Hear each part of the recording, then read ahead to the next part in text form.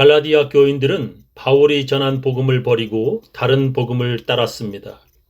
다른 복음은 예수만 믿어서는 구원받지 못하고 율법도 지켜야 구원받는다는 것입니다. 그 다른 복음이 그때만 있는 것이 아니라 지금도 우리들 주위에 그리고 교회 안에도 남아 있습니다. 그래서 교회 밖에서는 안식교라는 이단이 안식일을 지켜야 구원받는다고 주장합니다. 그들은 또한 교인들에게 채식하라고 명령하며 특히 돼지고기를 절대 금지합니다. 또한 교회 안에는 바리새인 같은 교인들이 자기들도 다 지키지도 못하는 율법으로 다른 교인들을 정죄합니다. 많은 교인들이 교회 안에서 서로 손가락질하면서 장로파와 목사파로 나누어져 서로 싸우기도 합니다.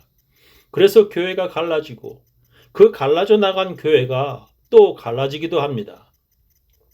그들은 예수님의 명령을 지킨 것보다 율법을 지켜서 구원받으려는 자들입니다. 예수님의 명령이 무엇입니까? 예수님께서 우리들에게 주신 계명이 무엇입니까?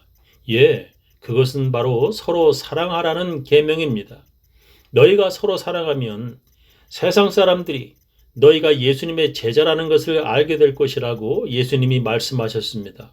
그럼에도 불구하고 교인들이 교회 안에서 서로 싸우고 서로 손가락질합니다.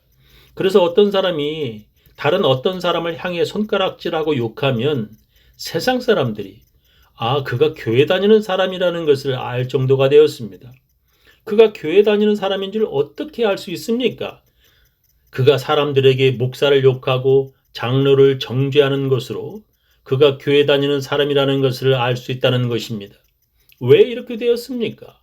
그것은 그가 율법을 지켜서 구원받으려는 다른 복음을 믿기 때문입니다. 율법을 지키려는 사람들은 사랑할 수 없습니다. 율법은 그것을 지키지 못함으로 정죄함 받기 때문입니다.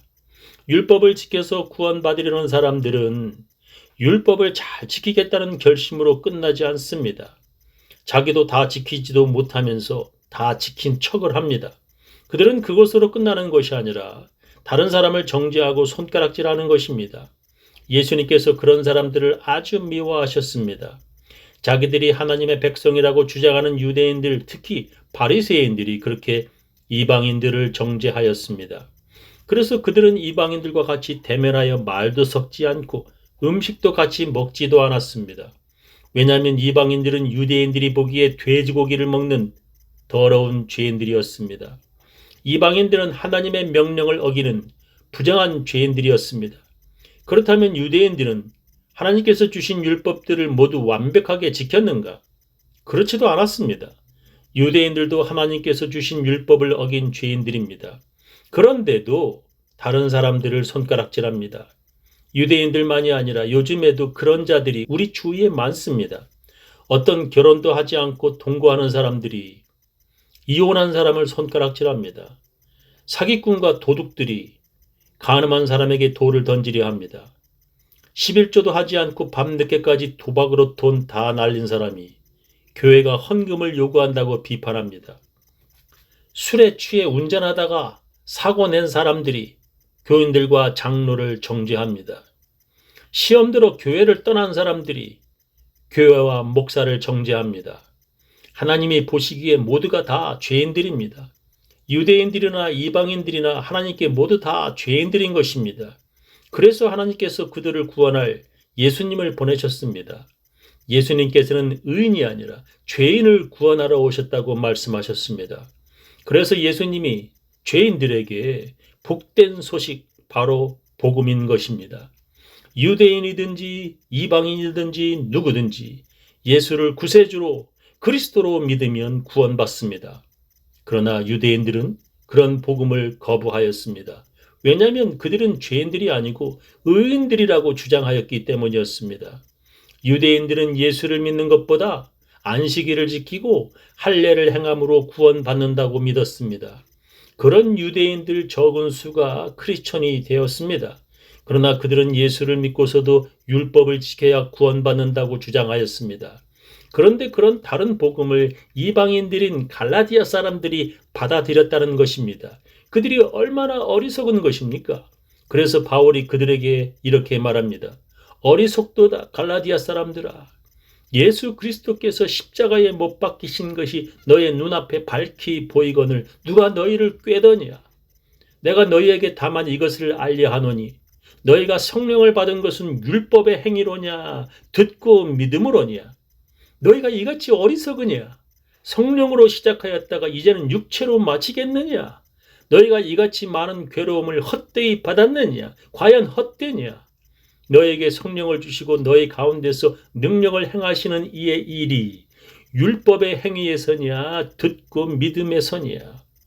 이것을 현대어 성경으로 한번 다시 읽어보겠습니다.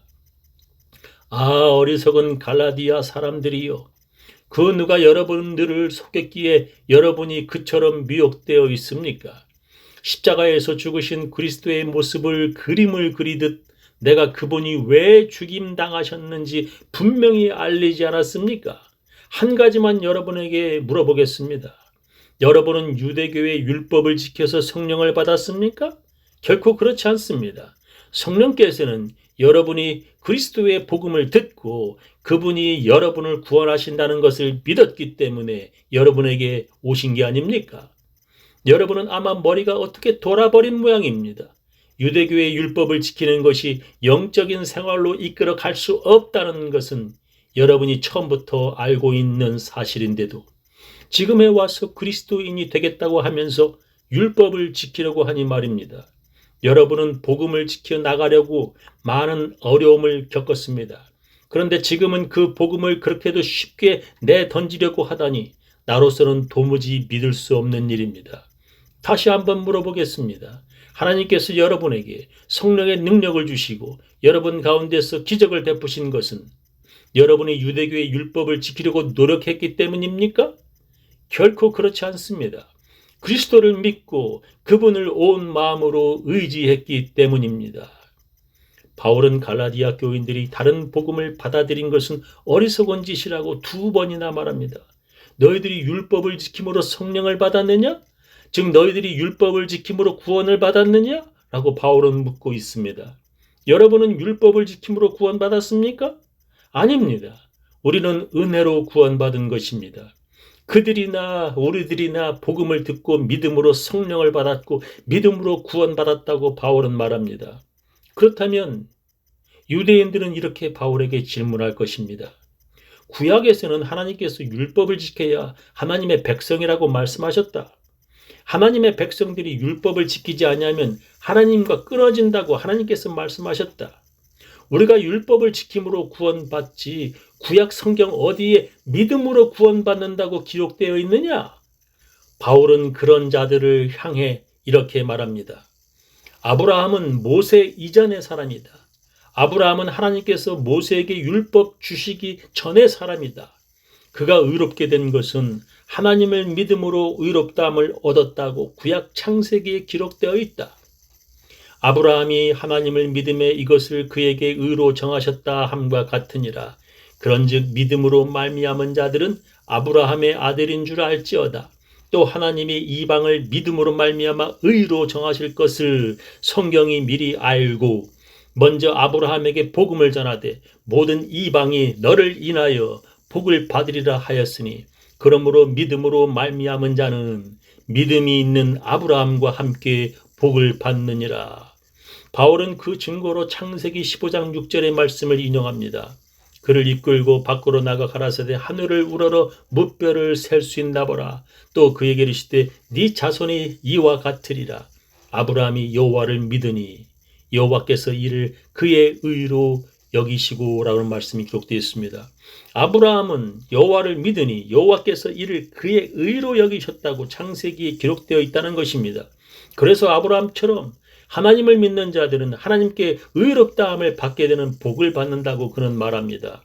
이것은 오래전부터 하나님께서 율법을 모르는 이방인들을 위해 하나님께서 아브라함을 통하여 주신 복이라고 그는 말했습니다. 유대인들은 또 이렇게 주장할 것입니다. 이방인들은 하나님께서 주신 율법을 지키지 않은 죄인들이다. 그런 자들은 하나님께 저주를 받는다. 그런 유대인들의 주장에 바울은 이렇게 대답합니다. 무릇 율법 행위에 속한 자들은 저주 아래 있나니 기록된 바 누구든지 율법책에 기록된 대로 온갖 일을 항상 행하지 아니하는 자는 저주 아래 있는 자라 하였습니다. 또 하나님 앞에서 아무나 율법으로 말미암아 의롭게 되지 못할 것이 분명하니 이는 의인이 믿음으로 살리라 하였음이니라. 율법은 믿음에서 난 것이 아니라 이를 행하는 자는 그 가운데서 살리라 하였느니라. 그리스도께서 우리를 위하여 저주를 받은 바 되사 율법의 저주에서 우리를 속량하셨으니 기록된 바 나무에 달린 자마다 저주 아래 있는 자라 하였습니다. 이는 그리스도 예수 안에서 아브라함의 복이 이방인에게 미치게 하고 또 우리로 하여금 믿음으로 말미암아 성령의 약속을 받게 하려 함이니라 했습니다. 바울은 율법을 행하지 아니하는 자들은 모두 하나님께 저주를 받는다. 우리들은 모두 하나님의 저주받은 죄인들이다. 그러나 예수님께서 우리들을 위하여 그런 저주를 대신 받으셨다. 그것을 믿는 자들은 모두 믿음으로 살리라 구약 성경에 쓰여 있다고 말했습니다. 구약 하박국 2장 4절에 이렇게 기록되어 있습니다. 보라, 그의 마음은 교만하며 그의 속에서 정직하지 못하니라. 그러나 의인은 믿음으로 말미암아 살리라 했습니다. 아브라함이 믿음으로 의롭게 되었다고 구약 성경은 말씀합니다. 또한 의인은 그 믿음으로 살 것이라 구약 성경에 기록되어 있다고 바울은 말합니다. 저는 우리 교인들 모두 율법 행함이 아니라 믿음으로 구원받음을 잊지 마시기를 예수님의 이름으로 축원합니다.